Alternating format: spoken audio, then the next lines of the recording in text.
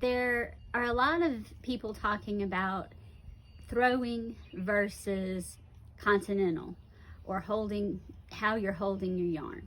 So are you holding your yarn in your right hand, or are you holding your yarn in your left hand? So if you're holding it in your left hand and picking or continental, if you're holding your yarn in your right hand, then you're throwing, or some people call it English knitting. And knitters get on one side or the other, usually based on what they're more comfortable with.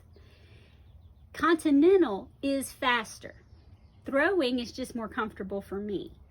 I don't know why. It makes no sense that that's more comfortable for me, because I was originally a crocheter. And when you're crocheting, you hold your yarn in your left hand.